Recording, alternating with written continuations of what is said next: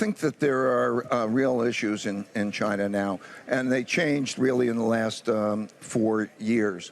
And that is that they need a restructuring. A lot of the spending, well, let's say, individuals, 70% of their money was in real estate. Real estate has gone down. Stocks have gone down. Salaries have gone down. And so, and as a result, they're not spending and they're concerned and they're holding money in cash. With deflation, cash is a relatively good asset class. That's kind of the household and the business sector is in that state. At the same time, you have the government sector is a problem because most of the government spending, 83% of government spending, is spent by local governments. Those local governments got their money by selling land for real estate. Okay, there are no land sales, and they borrowed a lot of money, and those that they borrowed the money don't get paid. And so the question is, how are you going to get money into those places to operate? It's a situation that's more challenging than Japan in 1990. It needs a restructuring in order to be able to do that. And then there's also the question is the property values, the property ownership. Is it respected? And Deng Xiaoping during his period said it's glorious to be rich. Is it still glorious to be rich? So you have an environment in China which is changing and becoming a more difficult environment. So it's the time right now that you would see either is there going to be a restructuring and a getting past that. The innovation, yes, there's fantastic innovation. In terms of technology, there's nothing like it other than in the United States. Europe certainly isn't a competitor in that.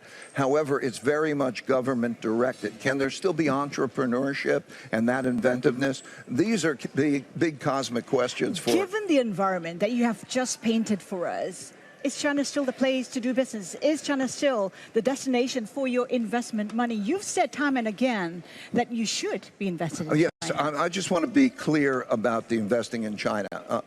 In all countries, there are cycles and ups and downs and so on. And in no country should you invest so much money that it becomes a dominant portion of your portfolio. So in China, I still invest in China. The question is the size of the investment and how that investment is structured. So it's been a good experience for us. What's the size and how are you invested? Because your report suggesting that Bridgewater, for instance, has been cutting down its exposure to China, its holdings to China for the last 7 quarters.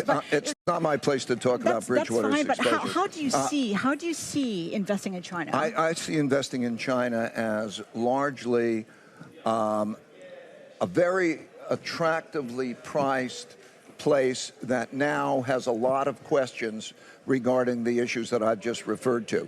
In other words, the economic issues and the political issues regarding property rights and whether it's still glorious to be rich and how that'll work. Therefore, there's a small percentage of our portfolio which is in China and will stay in China, through this process. What do you guys think? Can China get out of this economic cycle? Please leave your comment below. We would love to hear from you. Thank you for making it this far. If you like this video, you might want to share it with a like-minded friend. Thank you, and as always, stay blessed.